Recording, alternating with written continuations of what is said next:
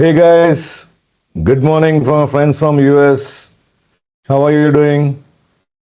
Yeah, for the other friends, Europe, good afternoon. And India, after all, a very great evening for you all. Friday weekend for Indians, almost time to run to a pub.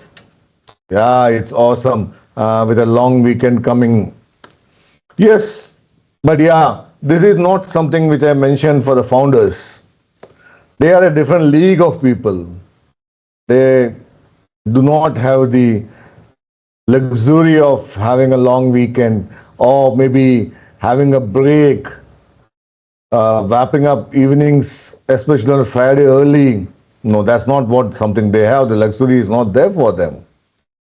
So basically, this is not a very nice webinar to have, or if you're looking at my video after this, it's not a very nice and cute video that motivates you, that brings adrenaline up, that keeps you excited, and you feel, yeah, this is what I'm doing. That's great. No, this is not something like this. It's actually a critical analytics or analyzing critically what are the major mistakes that any founders try to make in the first 12 months of their cycle, which slowly pushes them towards the edge of death and finally the burial.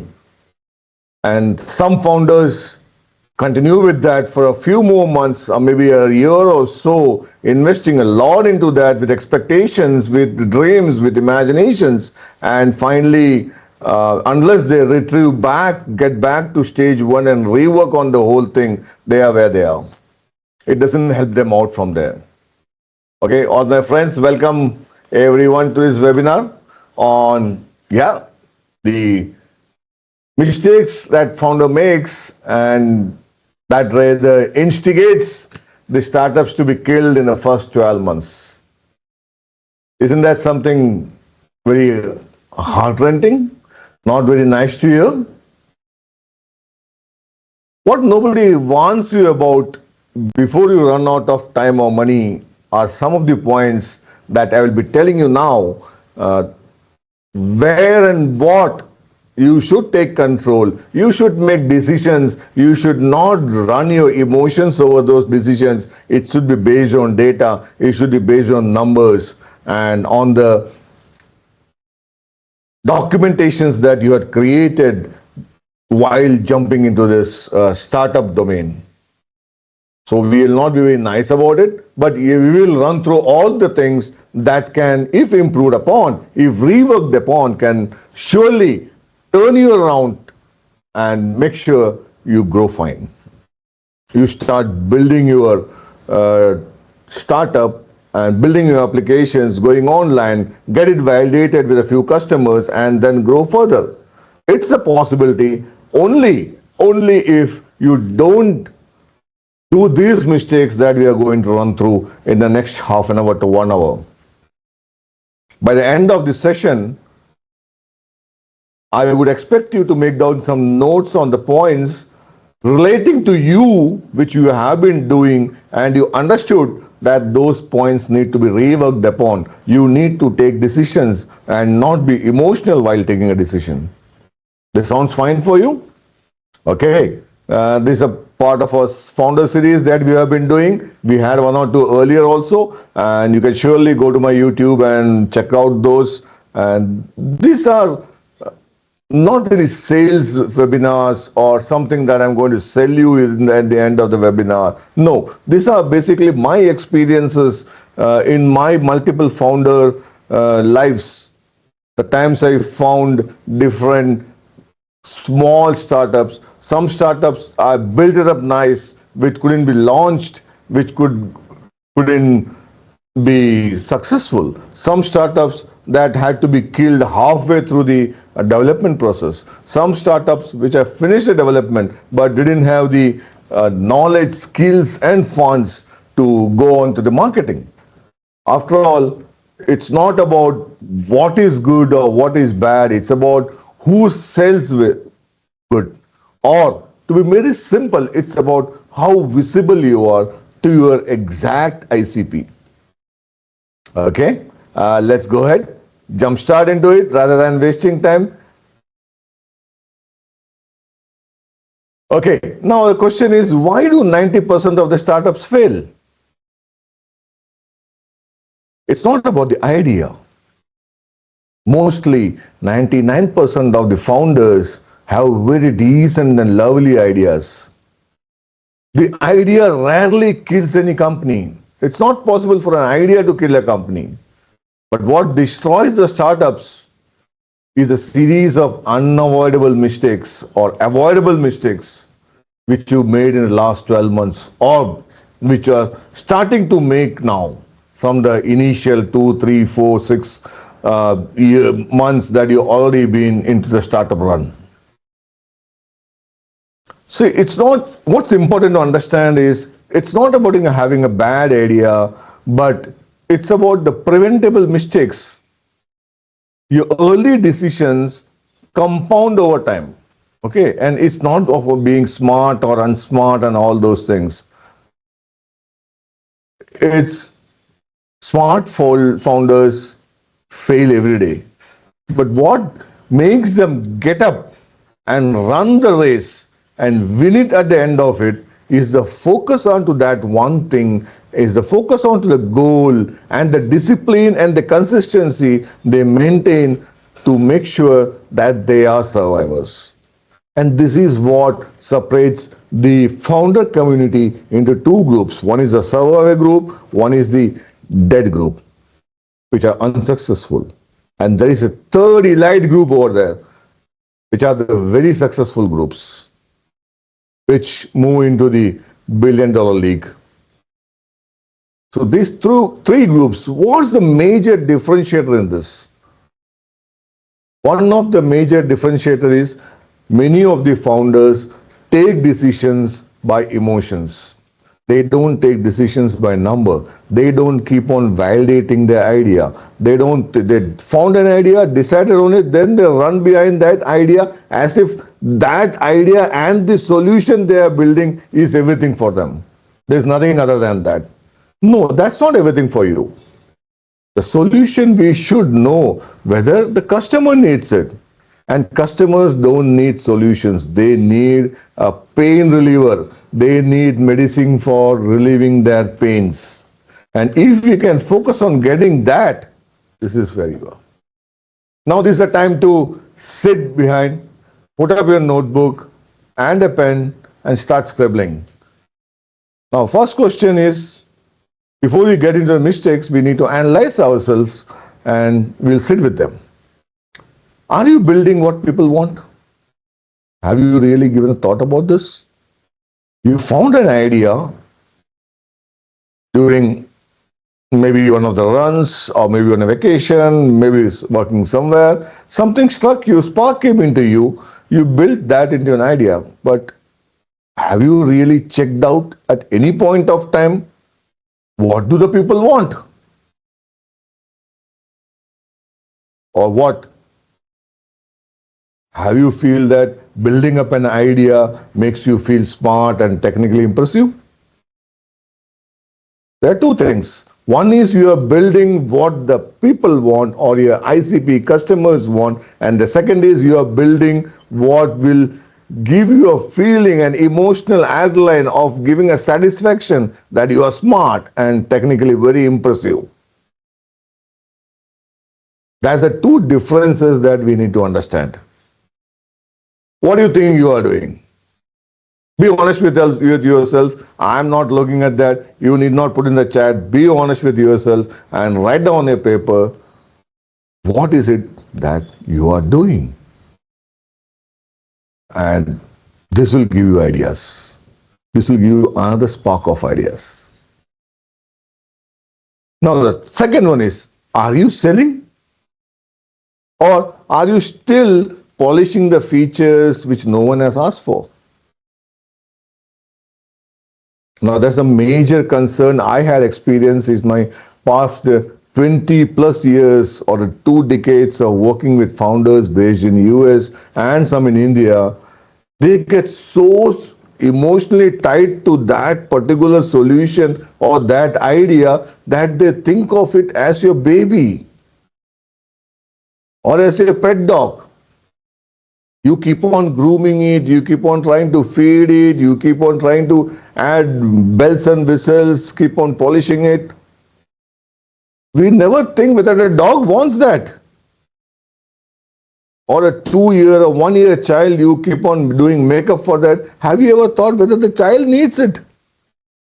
It's what you need. It's what you get a satisfaction by doing it. So the next thing is think over, are you really selling it? Or are you still polishing features or adding on features that no one has asked for? Any startup has to be with an MVP. That's a minimum viable product, and that product is a very crude way of solving a problem of a customer. It's not a polished, nice way. Don't look at the market and see how many products are there. Have you ever heard or remember 10 years back when WhatsApp came into the being with the original founders? I don't know how many of you used that time. I had used that. It didn't have an iOS version. Wow.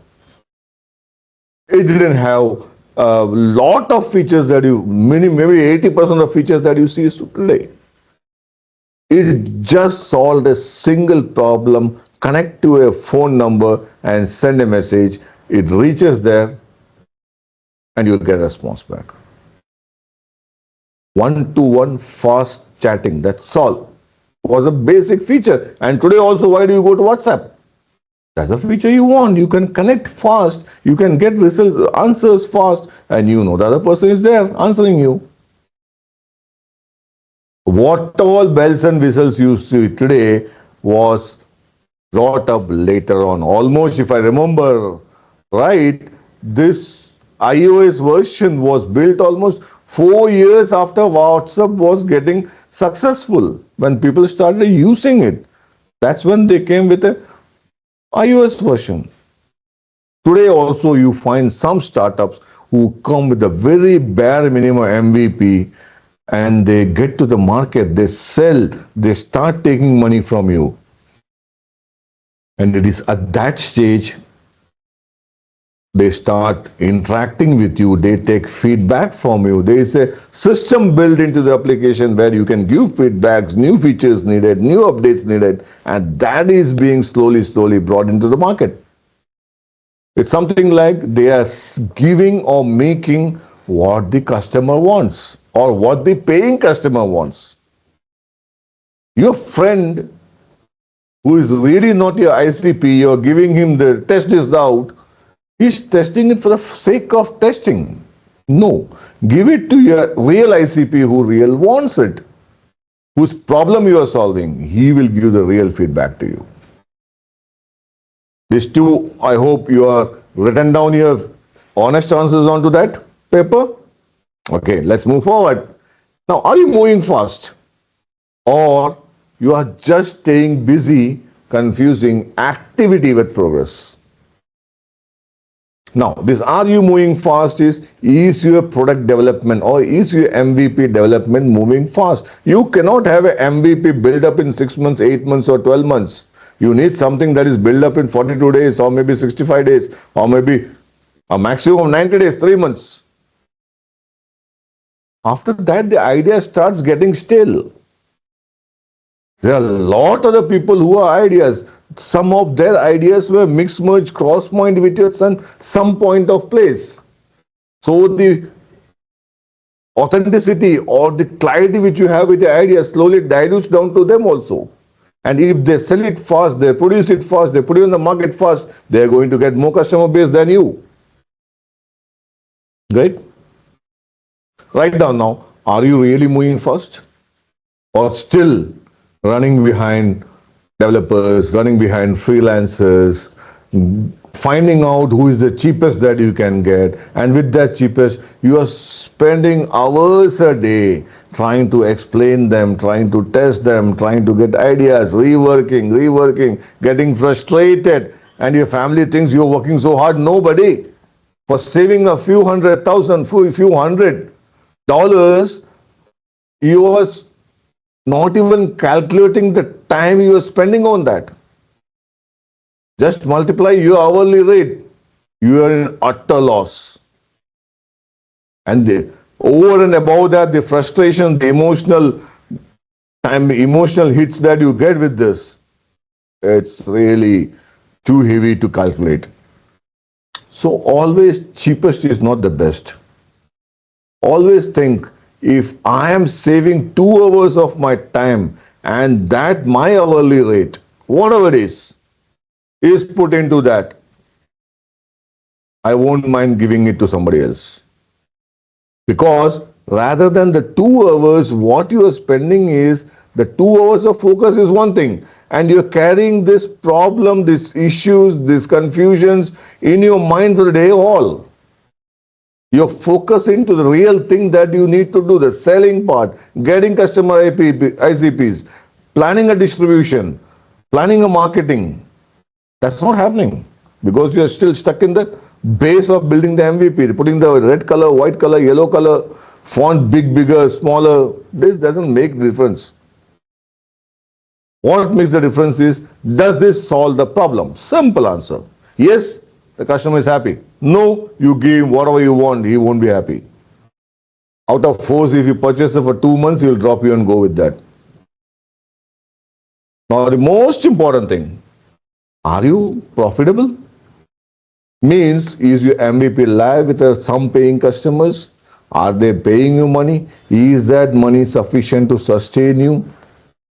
Or you're burning your runway on things that you feel important but they aren't. The money that you have, you are burning on the polishing, the rebuild, additional features, additional functions that's never needed anywhere. No one is asking for you at this stage.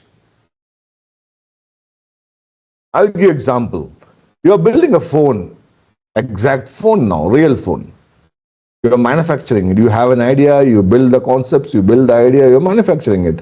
Nobody is expecting this phone to be of the quality, finish, style, color, marketing of Apple. Nobody is expecting that.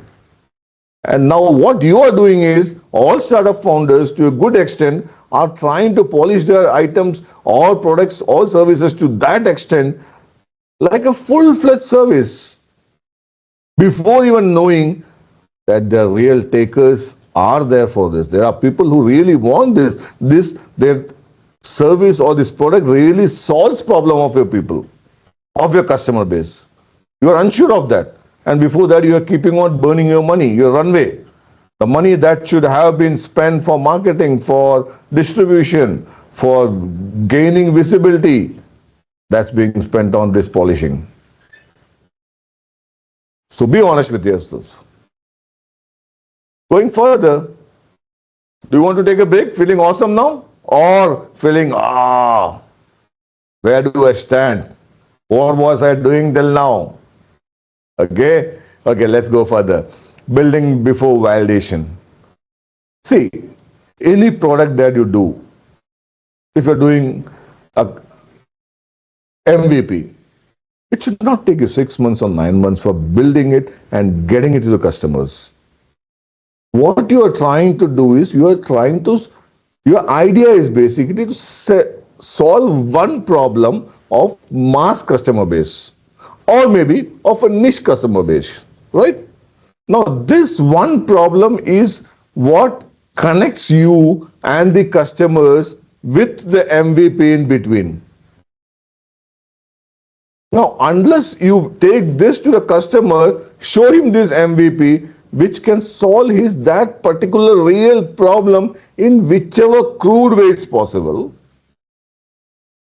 he would be interested in you. He would be interested to invest his time and money for this particular MVP. And that is your customer. Someone who spends time for you is spending money. Time is money.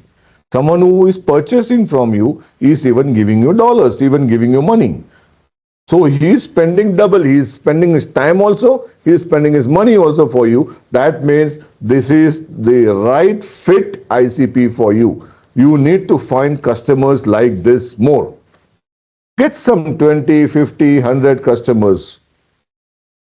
Let them start using it. maybe 30% of this are ready to pay you for what you have because it solves a big part of their one major problem. And it is at that stage when you should be thinking of getting the user feedbacks, building on additional features, putting a lot of bells and whistles, stars, balloons.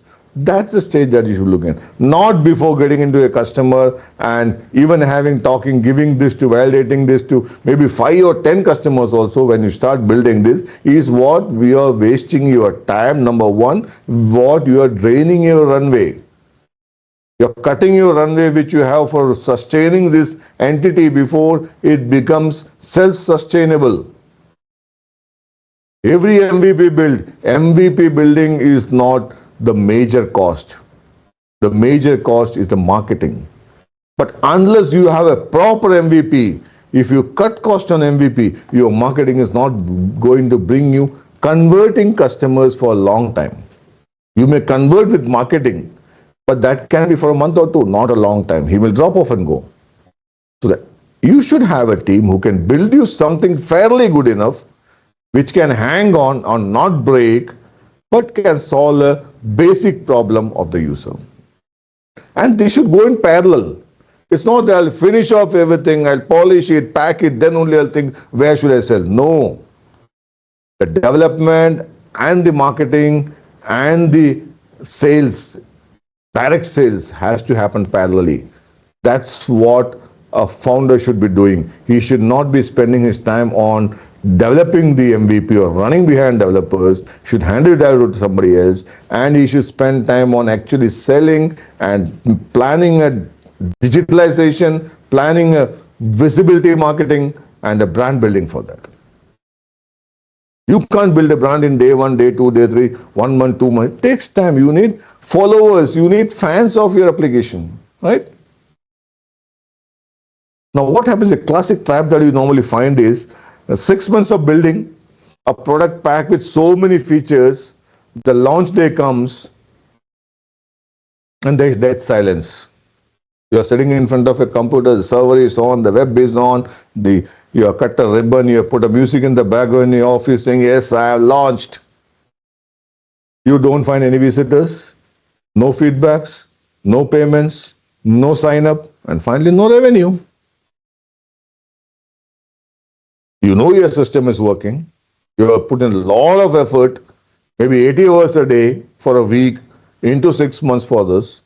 You have a team which you have been fighting and getting things done every day. Finally, when nothing comes or no results, that's when you think, what happens? What happened to me? Where did I go wrong? This question wouldn't come if you would have started the journey of marketing and selling earlier. Now, I'll give a very hard truth. It's there in front of you in the red. The market doesn't care how hard you work. It only cares if you solve a real problem for them. The market rarely cares about how good the packing is, how nicely you have stripped it, what a nice flower you have put about that. They are not interested. They are interested what is in the box. Does that solve a problem for me? Are you getting it? That's what they are interested. Now I'll tell you why normally founders do that. There's a reason, emotional reason behind this. It's the ego. You know, every founder, when they drop a job and get into the role of a founding, it becomes like, yeah, I become a company owner. I become an entrepreneur. I become a startup founder. That ego builds in. So what happens? Building a product feels like you are showing your capability. You are proving that you are capable of doing that. And asking the customers what they need, how they need, feels like you're admitting you don't know. That ego, that I know everything, if I go and ask a customer, it feels like he will feel that I don't know that. That small line, that ego, that's one of the reasons. I had experience with some of my clients also. People have been building with all investments they have gained over time and polishing. Finally, They don't know where their customers are. They are not able to reach their customers. They are not able to talk to their connect to their customers. They don't have any kind of marketing plans, any kind of funds for marketing, because they drained out everything into this. And every day you lose, or every day you waste by not launching, is you are going back a month or 2 months every day. Because technology is growing pretty fast. New things are coming every day. People get on the internet, there's a lot of videos, lot of things you will find. Vibe coding, that coding, this.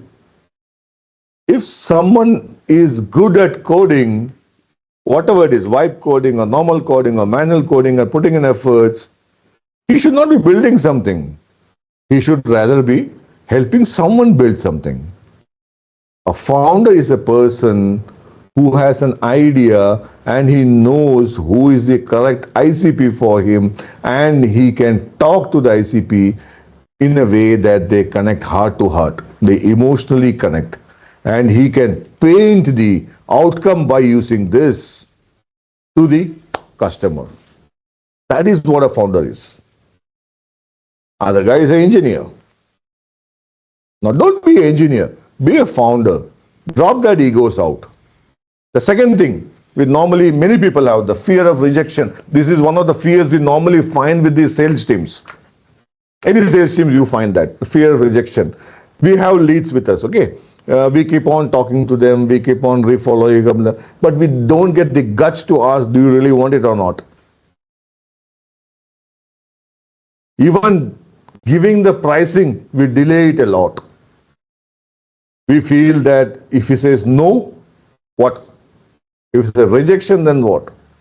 That fear is what keeps you for continuing to build the project, continuing to build the MVP, the product, rather than getting to the market and asking, do you really want this, guys?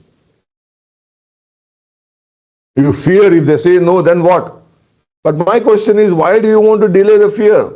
Delay the rejection. The earlier you get the rejection, you know this is not good for me. You can drop it. Your losses are less. The time spent you are lost less. The emotional battering that you got is very less. Why do you want to spend 6 to 8 to 9 months and then try to get an again the same answer that no? Get it early. Okay. The next one is product over customer. Actually, founders have a habit, because normally this happens with the first time founders. They are new to this environment. They think building up something is so nice, so emotional. They think of it as a child. They fall in love with that solution. Now it's real love. Day and night they think about how I can polish that, how I can put a color over that, how I can change the phone. Everything that keep on rotating in that. But customers don't want solutions. They want relief from their pain. We fear going to the second point, the fear of rejection. We fear going and asking the customer, and we fall in love with our solution. We keep on building it. See, validation feels risky, okay? And building an application feels safe, because you get that feeling out, I am a technocrat, I know a lot, I have a great brain.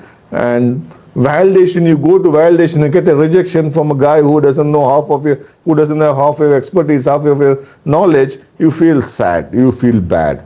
To avoid that, we get it backwards. We keep on working on the solution rather than going it and getting answer yes or no. So we should first build and ask questions later. That's the trap. Rather than you ask the questions first and then start building.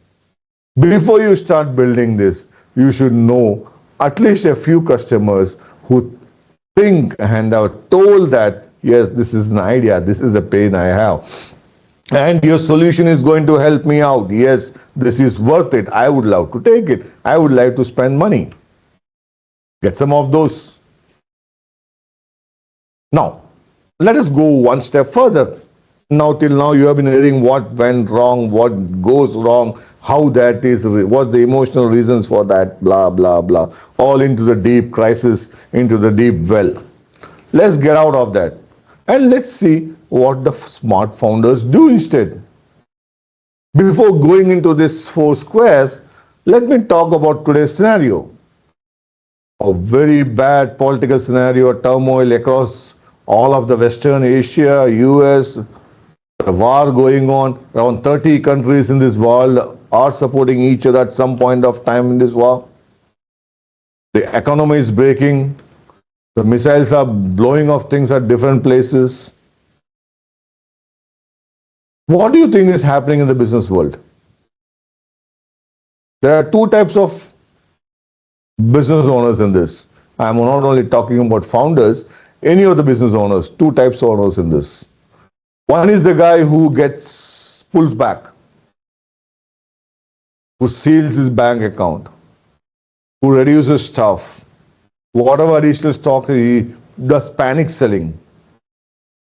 There's the other guy who thinks this is the best time for me to grow. You know why?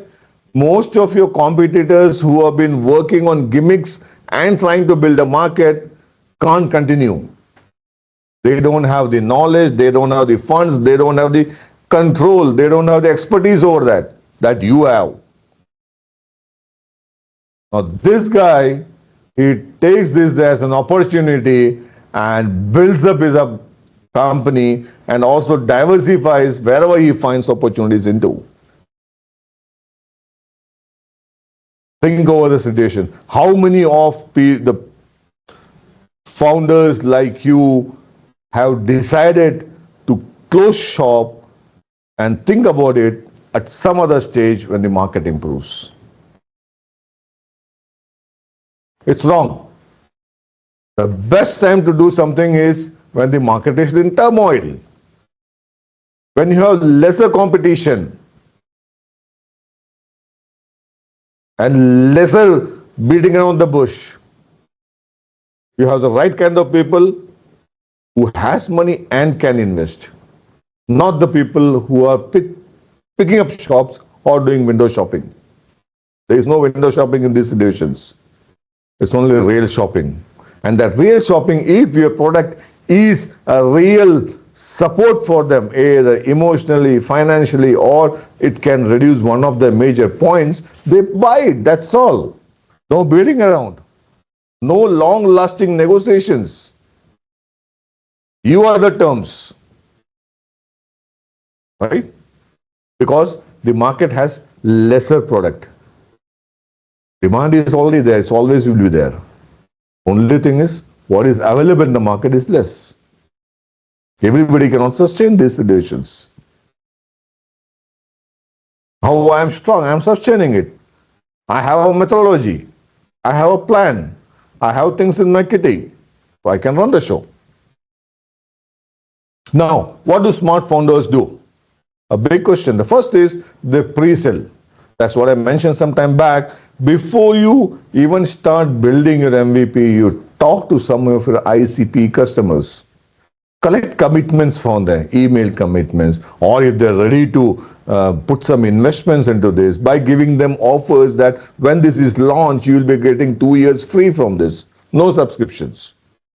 Whereas the normal subscriptions, for example, $100 for 2 years, $2,400 that I'm looking at, and you just pay me $1,000 or $700, I'm going to give it 2 years free from you, for you. Now, if this solution that you're giving is a real painkiller for that person, he is going to do that. You know that there are customers who has this problem and this particular solution will solve their problem because they're accepting it. Do that first. Second is validate the ideas with real customers, real customer conversations.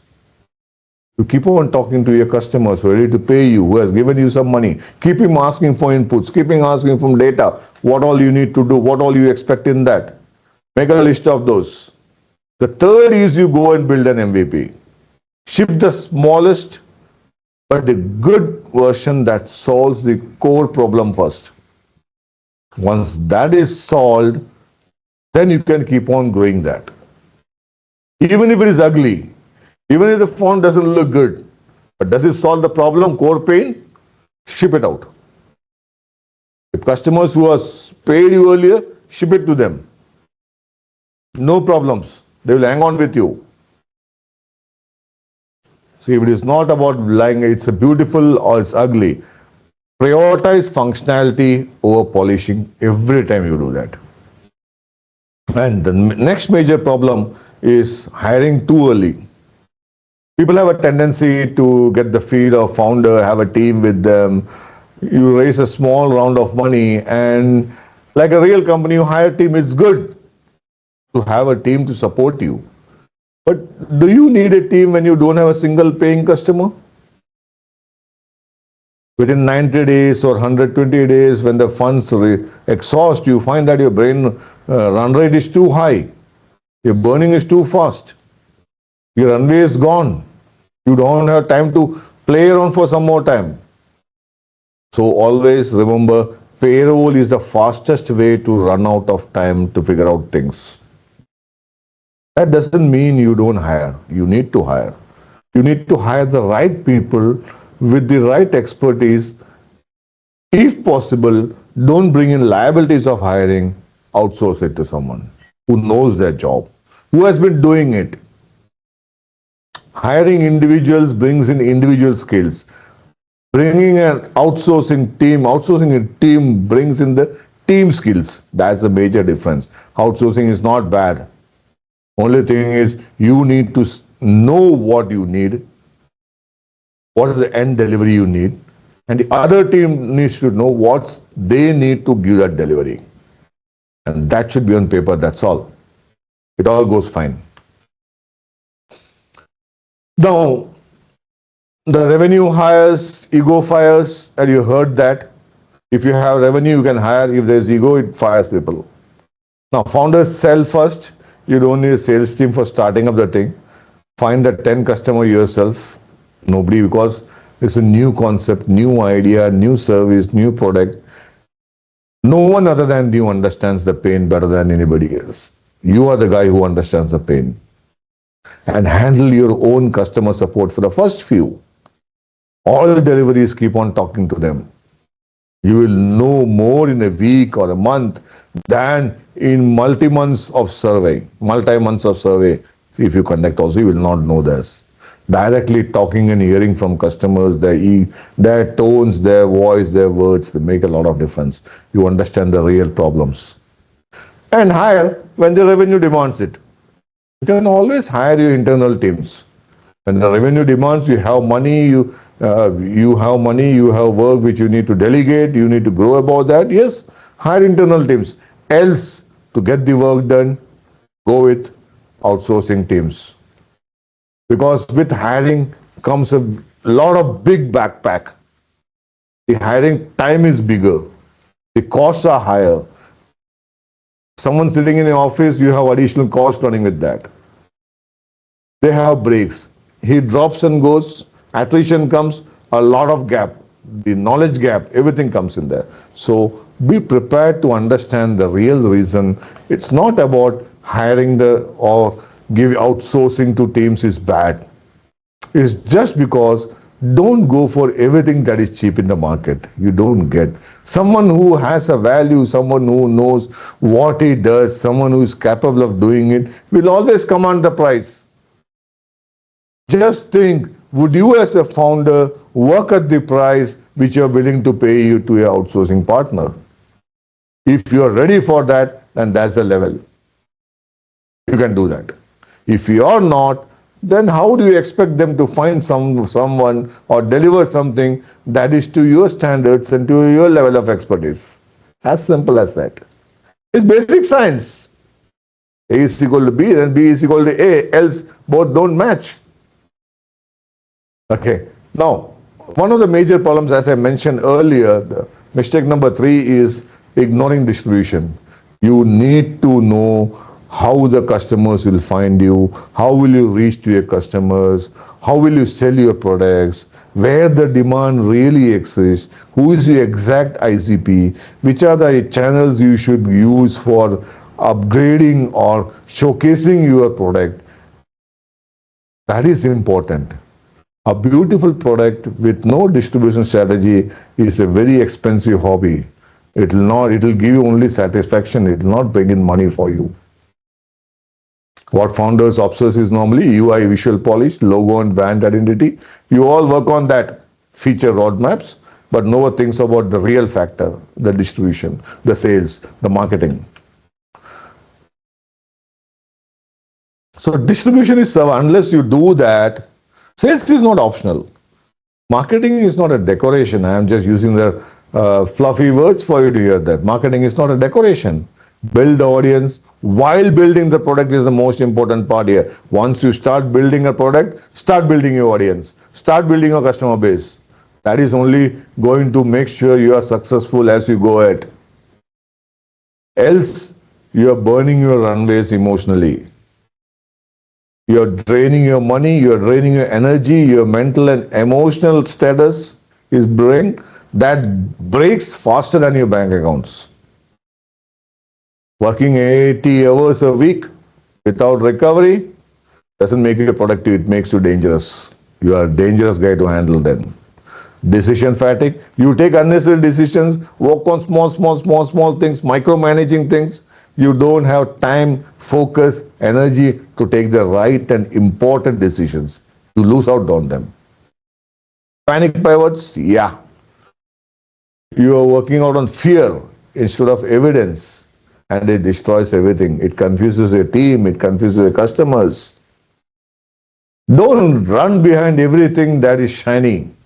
Don't run behind new trends or tools or tactics without finishing the last one. If you run behind this, it compounds your drift. You keep on drifting, you are not focusing on anything, you are not getting anything. Control your focus. Very simple thing. Always have 30-day sprints. Never kill the distractions that you have. Don't let it grow. It's like a small molecule. One molecule comes and keeps on growing very fast without you knowing. Like in medical history, the cancer grows pretty faster than you know. Always focus on one core metric and one sprint, one metric and one priority. If you do that, you keep on reviewing it on a weekly and monthly basis, it goes fast. Clarity is a competitive advantage.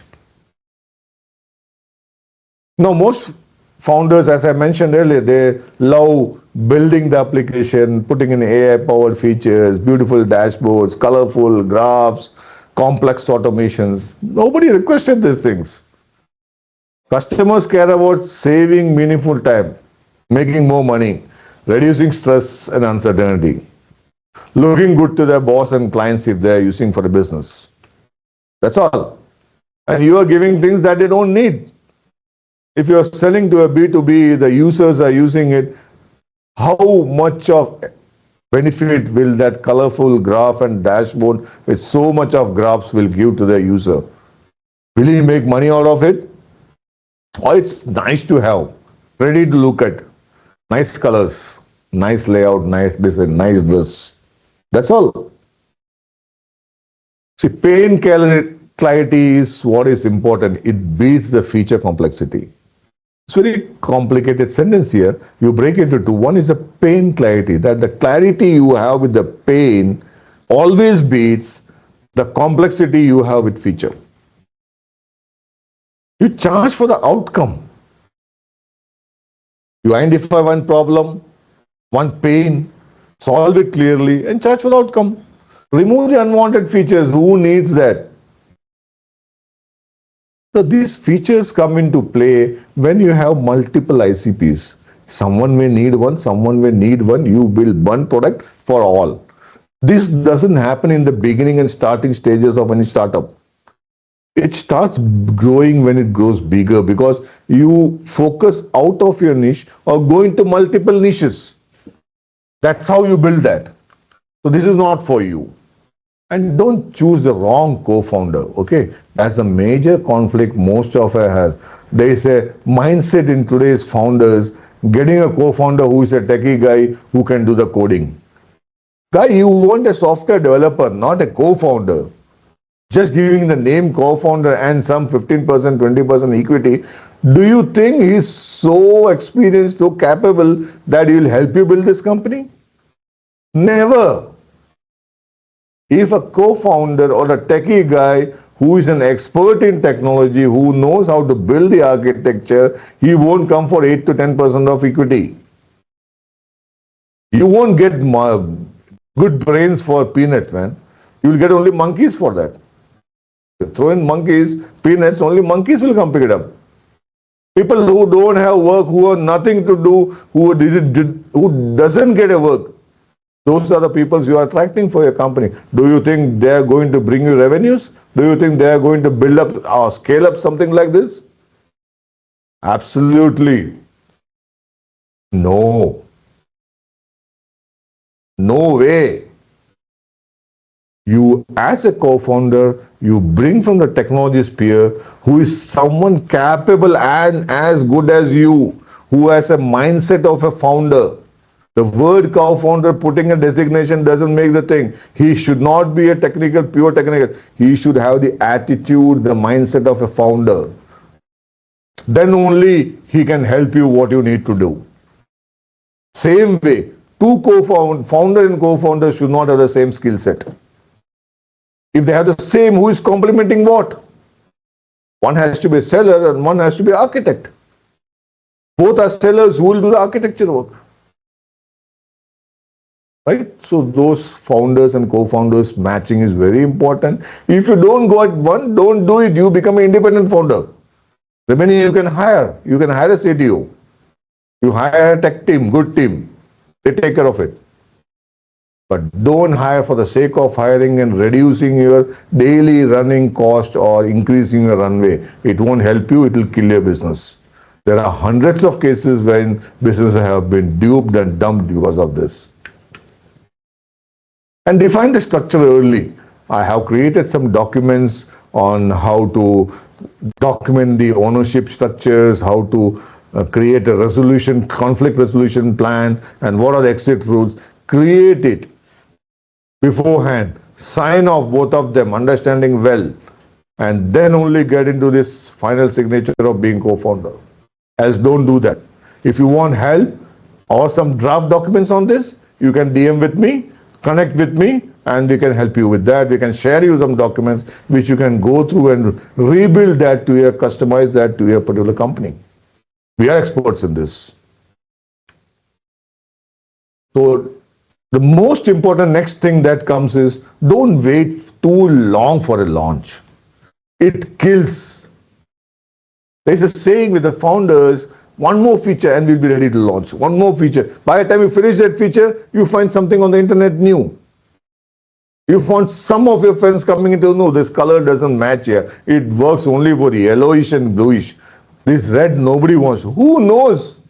What does he know about red? What does he know about yellow? He is not a customer. Go and ask your customer, he will tell you. Then you start a branding. What branding you have? You are someone nobody in this world knows. You are the best kept secret in this world knows. What branding you are talking about? Branding comes for companies who have revenues, who have money to spend on brand, showcasing what they are doing, what they are good at. It's what we call building visibility to your marketplace, building visibility to your people.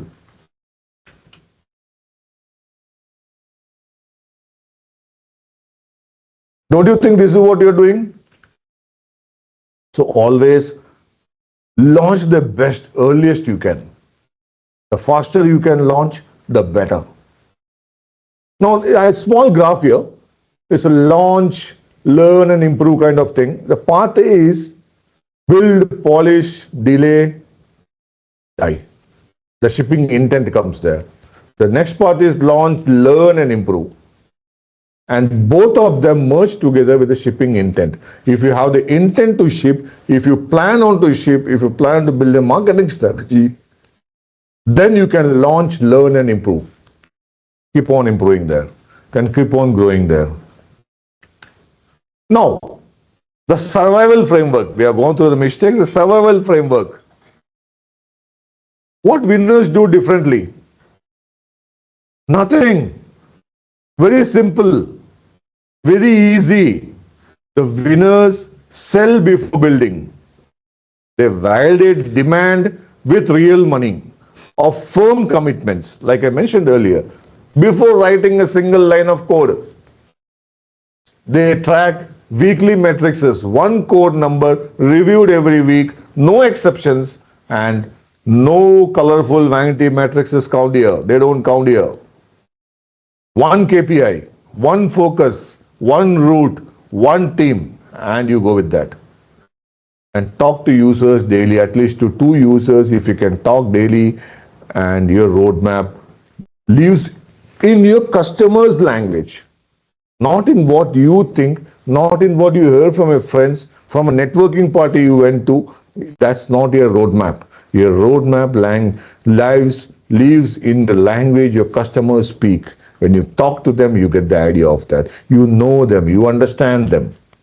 And always ship small and ship fast. I gave example of WhatsApp. I gave example of Insta. Look at the time when they started, where they are today. See the features, functionalities. Right? So small, keep on pushing updates. Everybody likes to see new things coming up. So keep on pushing updates. But make it small and launch it. The right order of operations is you have an idea, you validate your idea, talk to customers, then build the MVP, sell it, get money, and then keep on improving. Now, you pause, think. We have been discussing all these things. Now, what are the mistakes you're making right now? Not the theory I taught you, but in your company today, what are the mistakes you're making? I'm sure you must have noted down the points. Else, you can connect back to me on my website, on YouTube. We are going to put this on the YouTube so you have it as a reference for you in future. Are you building or validating? Are you hiring or selling? Are you busy? Just busy because of work, or are you profitable? Do you have revenues? Think over that. Now, one fine thing, startups don't die from lack of intelligence. They die because they lack focus and discipline. If these two things are there, they don't die. They will be there with you. So always keep your focus on one thing and keep your discipline and consistency, making sure you only run on that KPI, not anything else. You don't lose your focus on anything else. Yes, an audit session we can do for any founders who are stuck with this, who really understood themselves that they are into pure shit now. They can connect with us and have a one-to-one strategy call to identify the exact mistakes that you have been doing and what's holding company back. Also, how you can go back and get on track now.